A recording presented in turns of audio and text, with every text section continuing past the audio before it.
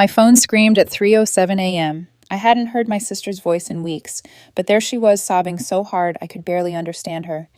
"Rachel, please. I need $18,000. Tonight. Or I'm dead. These people will kill me." My heart pounded against my ribs. Despite everything, the years of being ignored, the cruel comments, the way our mother always chose her, I was ready to help. I was already reaching for my laptop to transfer the money. Then Charlotte made a mistake. She forgot to hang up, and I heard everything. A man's voice low and laughing. "Perfect. She'll pay. Then we disappear." Charlotte's voice sharp and mocking. "Told you. She's always been an easy target." I sat frozen in the darkness. My hands trembled. My chest felt hollow. I ended the call without a word. I didn't cry. I didn't scream. I just lay there until morning staring at the ceiling. But when the police called the next day, what they told me was worse than anything I'd heard that night. Have you ever discovered that the person you'd die for was plotting your destruction? My name is Rachel Hayes. I'm 35 years old, a senior accountant at a mid-sized firm in Pennsylvania, and I've been taking care of myself since the day I turned 18. That's not a boast, it's just the truth. When you grow up as the daughter, nobody worries about you. Learn early that the only person you can rely on is yourself. But to understand what happened that night, to understand why my sister's betrayal cut so deep, you need to know what came before. You need to know the kind of family I come from and the kind of woman I became because of them. 10 years ago, I fell in love with a man named David. At least that's what he told me his name was. He was charming, attentive, and made me feel like I was finally visible after a lifetime of being overlooked. I was going to marry him. I was certain of it. Then one morning, I woke up and he was gone, along with $15,000 I'd saved over 3 years. I never told my family. I was too ashamed. I just picked up the pieces and made myself a promise never again. Never trust anyone that completely. Never let anyone get close enough to destroy you. That experience shaped everything about who I am now.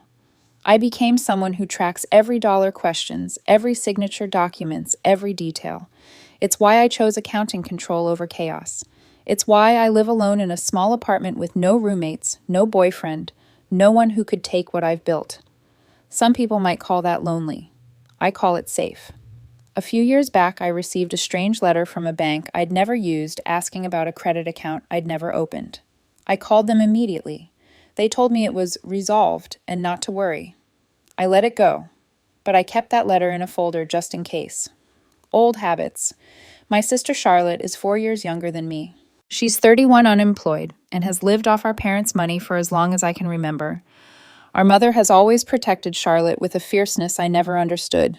Once when I jokingly asked why Charlotte seemed to get away with everything, my mother's face went white. "You don't understand what she started to say. Then she stopped herself and walked out of the room. I never asked again. Charlotte and I have never been close.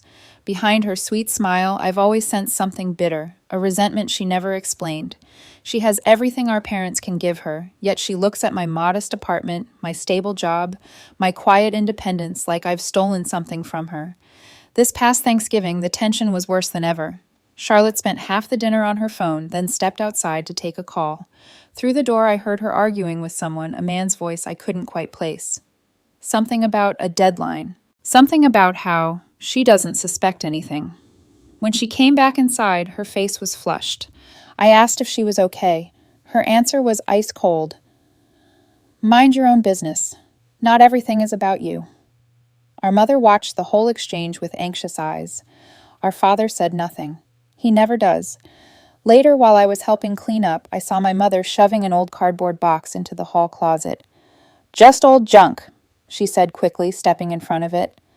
But I caught a glimpse of what was inside an envelope with my name on it, what looked like my old Social Security card documents I hadn't seen in years.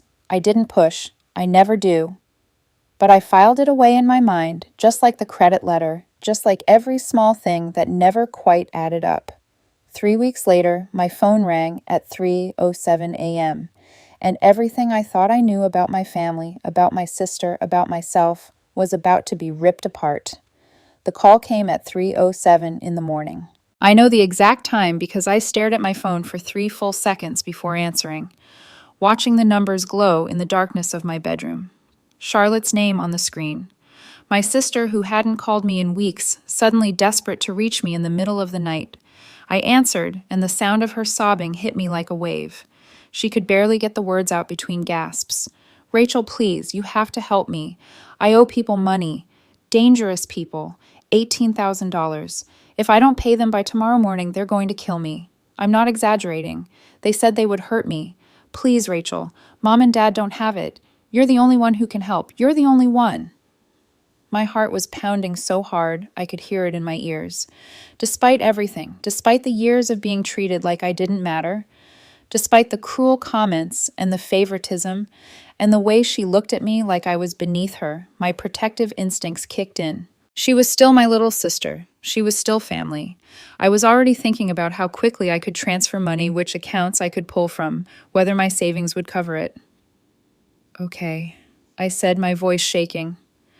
Okay, Charlotte, calm down. Tell me where to send it. I'll figure it out. And then I heard it. Her voice shifted. She wasn't talking to me anymore. She was talking to someone else in the room, and she didn't realize the call was still connected. She had pulled the phone away from her ear, thinking she had hung up. A man's voice came through low and confident, almost amused. That was perfect. She bought every word. She'll send the money, and then we take it and disappear. By the time anyone figures out what happened, we'll be long gone. Charlotte laughed. It was a sound I had never heard from her before. Cold, triumphant. I told you she would fall for it. She's always been an easy target, too desperate to be needed, too stupid to see what's right in front of her.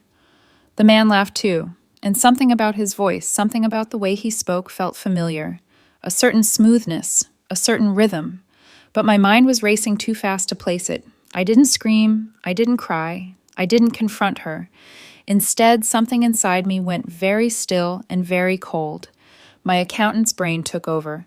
I opened the voice recorder app on my phone and held it close to the speaker, capturing the last 40 seconds of their conversation before I silently ended the call. I sat in the darkness for a long time after that. My hands were trembling, but my mind was already working. Save the recording. Screenshot the call log. Document everything. I didn't know yet what I was preparing for, but some instinct told me I would need proof. I would need evidence, because whatever was happening, it was bigger than a late-night phone call. I didn't sleep for the rest of the night. The next morning, Charlotte was gone. Her phone went straight to voicemail. She didn't respond to texts. She didn't come home to our parents' house. She had simply vanished. But that didn't stop my mother from calling me. She was hysterical, screaming so loud, I had to hold the phone away from my ear. Charlotte told us 3 days ago that she was in trouble. She said she was going to ask you for help. She said you were the only one who could save her. And now she's gone. If you refused her, if you turned your back on her, and she hurt herself because of you, I will never forgive you, Rachel. Never. I tried to explain. I tried to tell her what I had heard the conversation. Charlotte didn't know I was listening to the man's voice. The plan to take my money and run. But my mother wouldn't let me finish a single sentence. You've always been jealous of your sister. You've always wanted to see her fail. You couldn't stand that she needed you for once, so you let her down. This is your fault. Whatever happens to her is on your hands. She hung up on me. In the background, just before the call ended, I heard my father. He said nothing. He never does. 1 week later, my phone rang again. This time, it was a number I didn't recognize. A woman's voice, calm and professional, introduced herself as Special Agent Sarah Morrison from the FBI's Philadelphia field office. She told me that Charlotte was under federal investigation for involvement in a large-scale investment fraud scheme. Multiple victims across 3 states. Approximately $250,000 stolen through fake investment accounts and fraudulent financial instruments. And then she told me something that made my blood run cold. Ms. Hayes, your name and social security number appear on multiple accounts connected to this fraud. Your sister was questioned by our agents 4 days ago. During that interview, she stated that you are the mastermind behind this operation. She claims you forced her to participate and used her identity to hide your own involvement. I couldn't breathe. The room seemed to tilt around me. That's not true, I managed to say. I didn't do any of this. I don't know anything about these accounts. I'm not making accusations at this time, Ms. Hayes. I'm informing you that you are currently a person of interest in this investigation. I would strongly recommend that you retain legal counsel. We will be in touch to schedule a formal interview." She hung up, and I stood there in my kitchen phone, still pressed to my ear, trying to understand what had just happened. Charlotte had been questioned by the FBI. She had pointed the finger at me, blamed me for everything. And then she had disappeared knowing exactly what she had set in motion. Within 48 hours, the FBI contacted my company. They requested my employment records, my financial access logs, every transaction I had ever touched. Legal notified HR. And just like that, I was called into my director's office. He couldn't even look at me when he said it. "This is just procedure, Rachel. Administrative leave. Pending the outcome of the investigation. I'm sure it's all a misunderstanding." I packed my desk in silence. 8 years at that company. A spotless record. Not a single complaint, not a single error. And now I was walking out like a criminal carrying a cardboard box of personal items while my coworkers pretended not to watch. I was almost at the elevator when someone stopped me. Linda Chen, a woman in her early 60s who had transferred to our department a few years back. I had helped train her when she first arrived. We had eaten lunch together almost every week since then. She pressed something into my hand. A business card, a criminal defense attorney. "I've known you for 8 years, Rachel," she said quietly. "You're the most honest person in this building. Whatever this is, you fight it. And when you need someone to testify about your character, you call me. I mean it." For the first time in days, I felt tears threatening. I wasn't alone, not completely. 2 weeks later, I walked into the FBI field office for my formal interview. I had prepared everything organized, every document rehearsed my answers until I could recite them in my sleep. I was ready to defend myself, but I wasn't ready for what I saw when I walked through those doors. Charlotte was already there, sitting in a conference room down the hall, visible through the glass partition. She looked up as I passed, and our eyes met. She smiled. It was the smile of someone who had been waiting her whole life for this moment. That smile haunted me through every moment of the next 2 weeks. I replayed it in my mind while I prepared for my formal interview, while I organized every document I had, while I practiced my answers until they felt like second nature. Charlotte had looked at me like she had already won, like everything was going exactly according to plan, but she didn't know about the recording. She didn't know that her careless mistake that night had given me the one weapon I needed to fight back. When I finally sat down in the FBI interview room, I was terrified, but I was also ready. Agent Morrison started by showing me Charlotte's statement. My sister had been questioned extensively, and her story was polished, rehearsed, delivered with tears at all the right moments.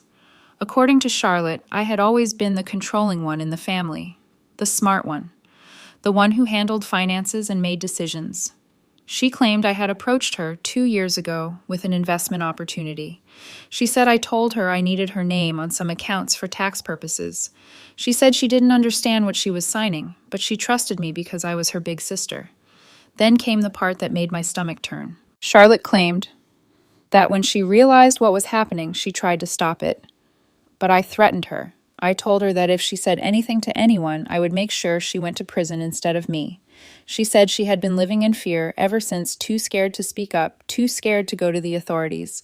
It was a masterpiece of lies.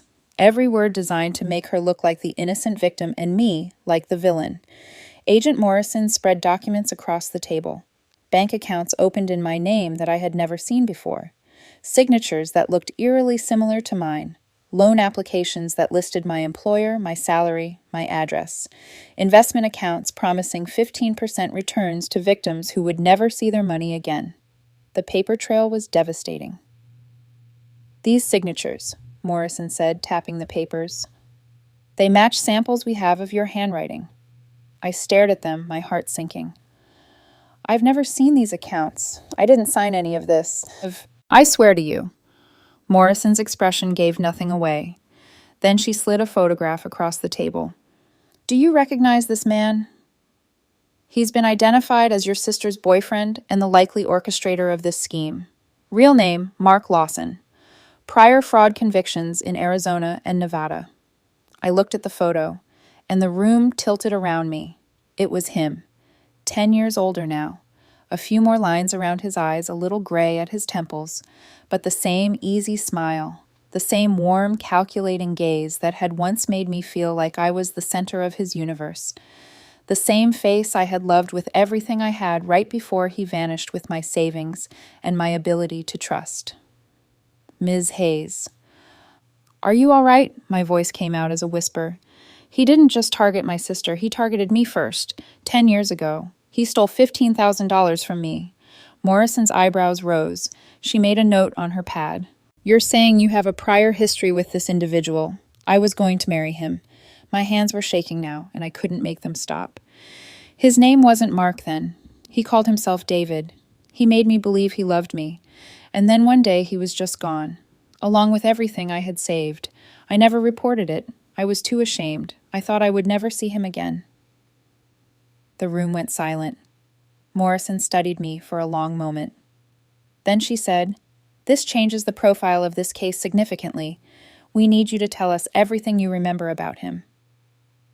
So I did. Every detail I could recall from 10 years ago. And as I talked as Morrison asked questions and made notes, the investigation began to shift. They started digging deeper, and what they found was worse than I could have imagined. The identity theft didn't start with Mark. It started with Charlotte, 6 years ago, 4 years before Mark ever entered the picture. Credit cards I never applied for opened in my name at addresses where Charlotte had lived, a car loan I never signed. Personal loans taken out using my Social Security number payments, missed accounts sent to collections, all of it traced back to my sister. I remembered the strange letter I had received years ago, the one about a credit account I had never opened. The bank had told me it was resolved. I had let it go. But it wasn't resolved, it was just the beginning. Morrison pulled up more documents. "These applications go back years. The signature is similar to yours, but there are inconsistencies. We'll need forensic analysis to confirm, but—" I leaned forward, cutting her off. Something had caught my eye. "The R. Look at the capital R in Rachel." Morrison looked at me. "I always start my capital R from the bottom loop and sweep upward.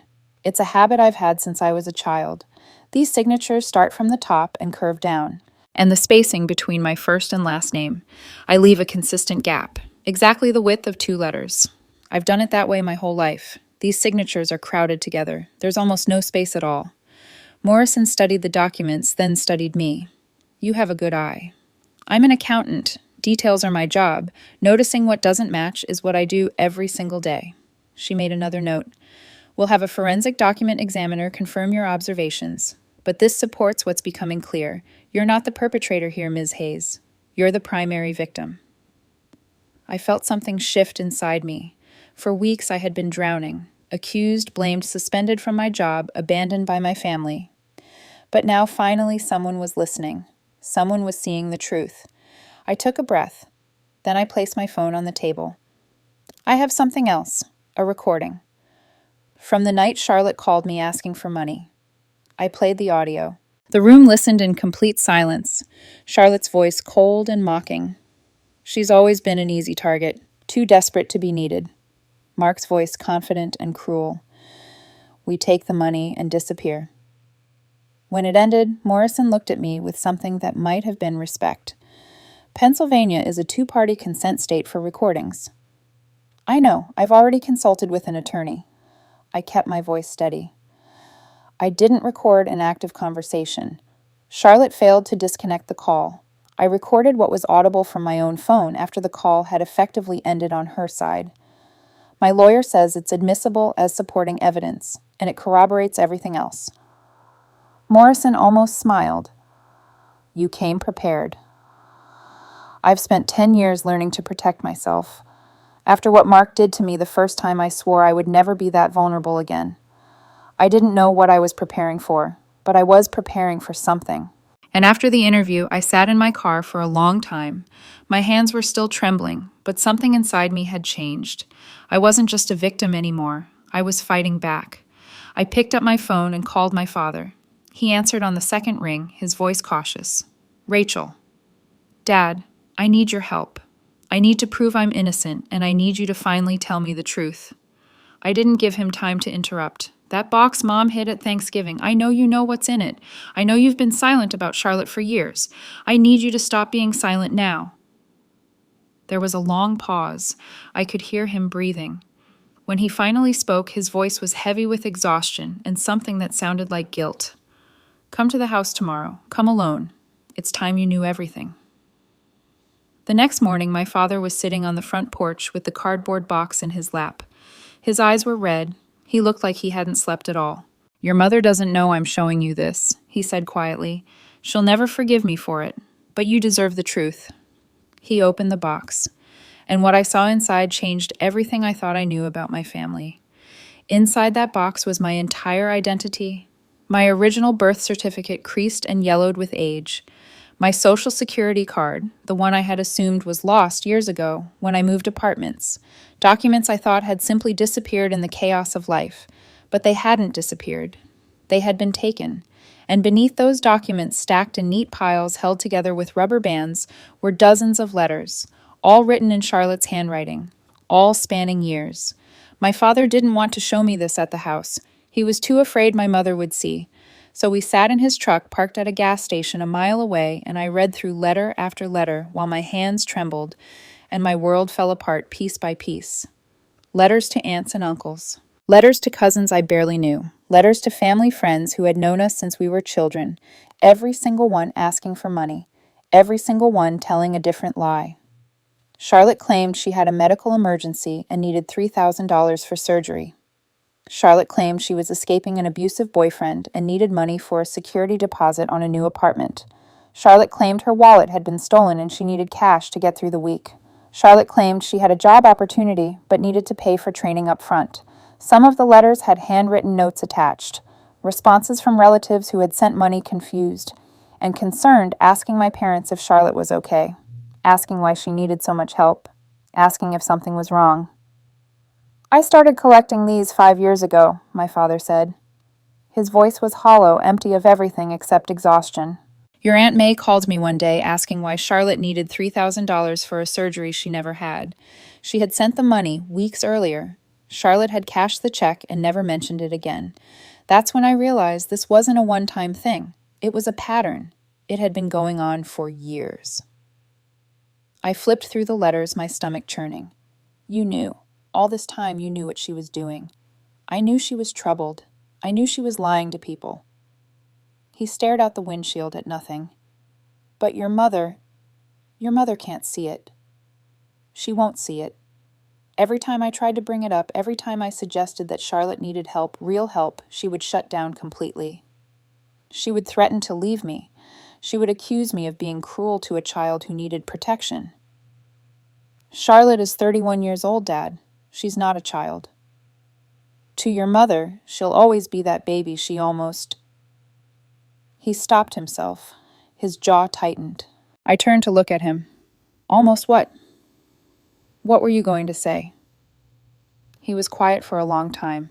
I could see him wrestling with something, some secret he had carried for decades. Finally, he shook his head. That's not my secret to tell. But you should ask your mother. After all this is over, when the dust settles, you should ask her why she could never say no to Charlotte. Ask her why she protected her no matter what. The answer might help you understand. He reached into the box and pulled out one more item. My old Social Security card, the one I had searched for years ago and never found. Charlotte took this from the house 6 years ago, he said quietly. She told your mother she needed it for a job application, some paperwork thing. She promised to bring it right back. He paused. Your mother watched her take it. Your mother said nothing when she never returned it. Your mother knew Rachel. She knew, and she covered for her. Something cracked inside me then. It wasn't surprise. I think part of me had always known. But hearing it confirmed, hearing my father say the words out loud, broke something that had been holding together for 35 years. Mom knew. She watched Charlotte steal my identity, and she protected her. My father's silence was the only answer I needed. I took that box of evidence to the FBI the next day, and over the following weeks, the case against Charlotte and Mark collapsed into chaos. But it wasn't the kind of chaos that helped them. It was the kind that destroyed them both. Facing federal charges and the mountain of evidence I had provided, their alliance shattered completely. Charlotte's lawyer tried a new strategy. He argued that she had been groomed and manipulated by a professional con artist. Mark had threatened her, the lawyer claimed. He had controlled her through fear. She was a victim of domestic coercion, not a willing participant.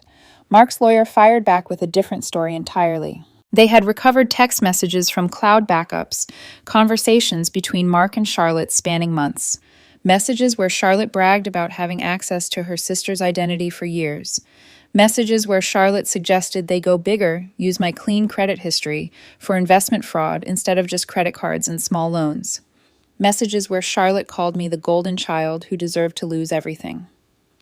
The prosecution presented both narratives to the judge during the preliminary hearing. In the end, it didn't matter who had manipulated whom. It didn't matter who started it or who pushed it further. Both of them were demonstrably guilty. Both of them were going to prison. I sat in the courtroom that day, watching from across the aisle. My mother was there too, sitting behind Charlotte, still believing somehow that her baby was innocent. When the judge laid out the evidence, when the full scope of what Charlotte had done became undeniably clear, my mother fainted, just collapsed in her seat. My father caught her before she hit the floor. I watched it happen. I didn't move to help. I didn't feel satisfaction. I didn't feel vindicated.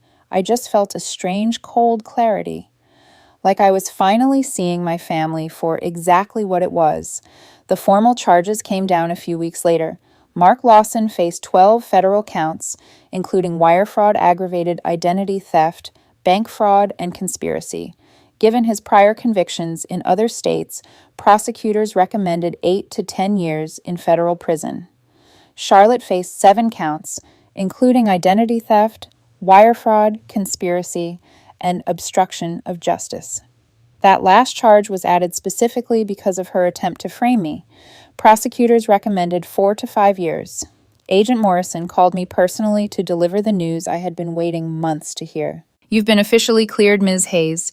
You're no longer a person of interest. The forensic document analysis confirmed all the signatures were forged. The IP addresses for every fraudulent account traced back to locations where Charlotte and Mark lived. You're a victim, legally, officially on the record. I thanked her. I hung up, and I sat in my apartment in complete silence for an hour, just breathing. Then I called HR and requested reinstatement. My company took me back. My director apologized in person, awkwardly but sincerely.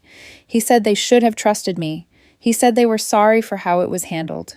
I nodded and accepted his apology because there was nothing else to do. Linda was waiting at my desk on my first morning back. She had bought a small plant with a ribbon tied around the pot. "Told you," she said with a smile. "Most honest person in the building." I smiled back. It felt strange on my face. I hadn't smiled in months. That evening, my credit monitoring service sent an alert. My credit score had been corrected. The fraudulent accounts were being removed one by one.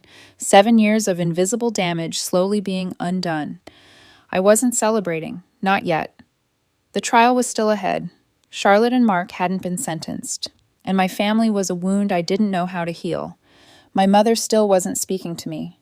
My father called sometimes short conversations full of things neither of us knew how to say, but I was standing. After everything they had done to me, I was still standing.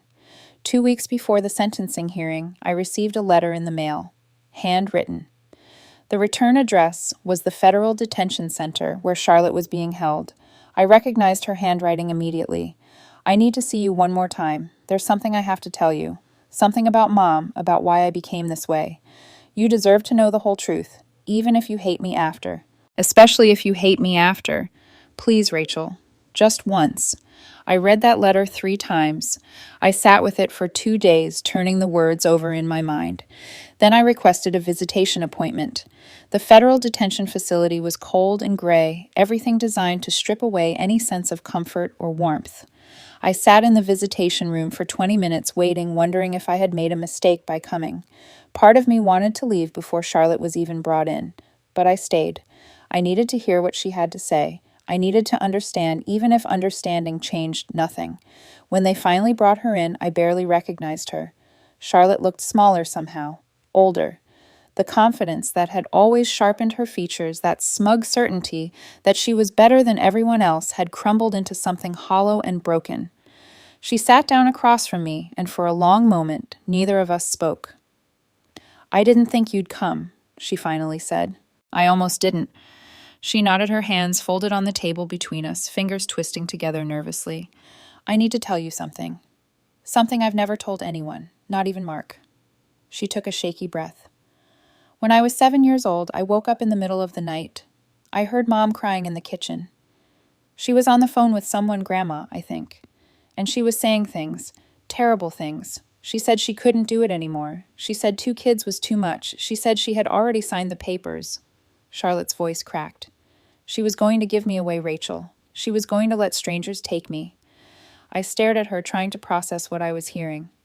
She said she couldn't afford me. She said you were easier because you were older. You didn't need as much. But me... Tears were streaming down Charlotte's face now. I heard every word. I was 7 years old, and I heard my mother say she was going to throw me away like I was nothing. I remembered my mother's strange comment years ago, that moment when she had stopped herself mid-sentence. You don't understand what I almost did. Now I understood. She changed her mind, Charlotte continued. Obviously. I'm still here, but I never forgot what I heard that night. I spent my whole life waiting for her to change it back. Every time she bought me something, every time she defended me, every time she chose me over you, I thought she was making up for almost throwing me away. And I was terrified that if I ever stopped being her favorite, if I ever stopped being special, she would finally do it. She would finally get rid of me. Charlotte looked up at me with red, swollen eyes. So I made sure I was always the one who needed her most. I made sure you were always the one she could ignore, because if she ever had to choose between us, I needed her to choose me, every single time. I couldn't survive being abandoned again. I sat in silence, letting her words sink in. Something in my chest ached, but not for myself. For the first time, I felt something like pity for the terrified 7-year-old girl who had built a lifetime of destruction on one overheard phone call. You were a child, I finally said. What you heard was traumatic. I understand that. A flicker of hope crossed Charlotte's face. But you're not a child anymore, I continued. You've been an adult for over a decade. You chose to steal my identity. You chose to frame me for crimes I didn't commit.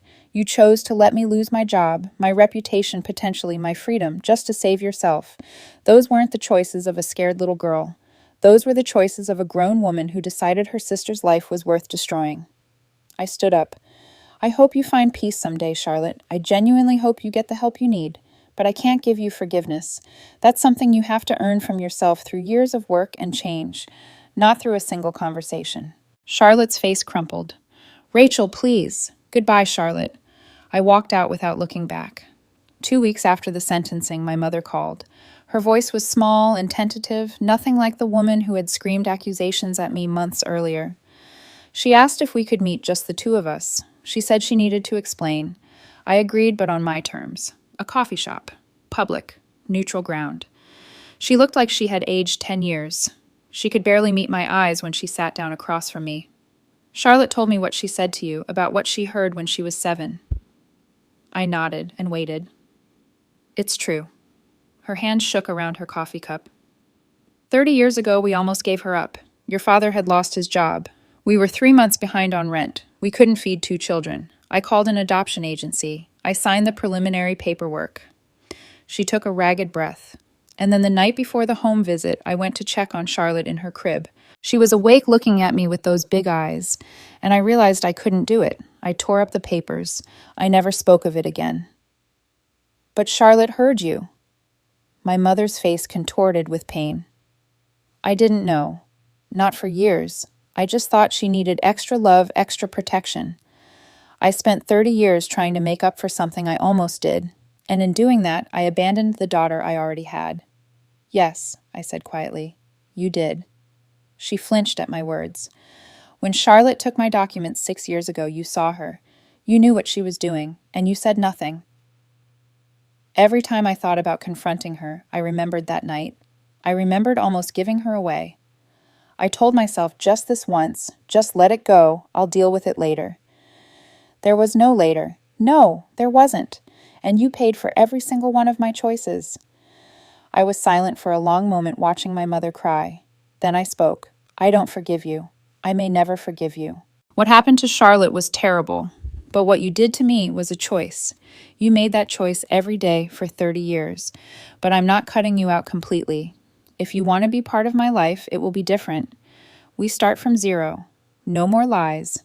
No more choosing Charlotte over me. And you get therapy to deal with what you've been carrying. You'd give me that chance. I'm giving myself that chance. I'm the one who decides whether to let you in, and I'm the one who decides how much. The sentencing hearing was efficient. Charlotte received 4 years in federal prison, 3 years supervised release, and $127,000 in restitution. Mark received 9 years and $380,000 in restitution. When the judge read the sentences, I sat in the gallery. I didn't smile. I didn't cry. I simply breathed. 1 year later, I sat in my new corner office, senior manager. On my desk were 2 photographs.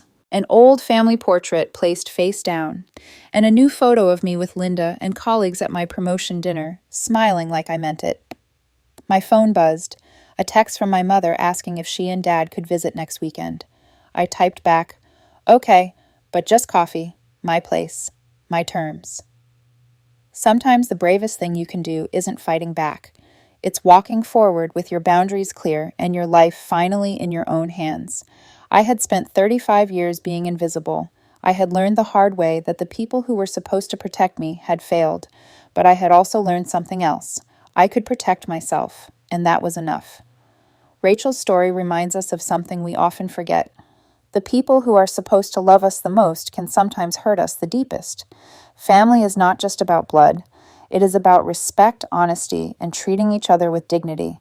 When those things are missing, no amount of shared history can make up for the damage. If there is one lesson we can take from what Rachel went through, it is this: protecting yourself is not selfish. It is necessary. Too many of us, especially women, have been taught to put everyone else first. We are taught to forgive quickly, to keep the peace, to sacrifice our own well-being for family harmony. But Rachel's story shows us what happens when we ignore the warning signs, when we dismiss the small things that don't add up, when we trust blindly instead of trusting wisely. Pay attention to the details. Trust your instincts. Document everything when something feels wrong. These are not signs of paranoia. They are signs of wisdom. Rachel survived because she had spent years learning to protect herself. She kept that strange credit letter. She recorded that phone call. She noticed the differences in those forged signatures. Those small habits saved her life. And here is another truth this story teaches us: forgiveness is not required for healing. Rachel did not forgive her sister. She did not fully forgive her mother. And that is okay. Forgiveness is a personal choice, not an obligation. What matters is that Rachel set boundaries. She decided what she was willing to accept and what she was not. She took control of her own story instead of letting others write it for her. If you have ever felt invisible in your own family, if you have ever been the one expected to give while others only took, know that you are not alone. Your feelings are valid. Your pain is real, and you have the right to build a life that belongs only to you. Thank you for listening today. If this story touched your heart or reminded you of someone in your own life, please subscribe to our channel and hit the notification bell so you never miss a new story. Leave a comment below telling us what you think. Have you ever experienced betrayal from someone you trusted? How did you find strength to move forward? We read every comment, and your stories matter to us. Until next time, take care of yourself. You deserve it.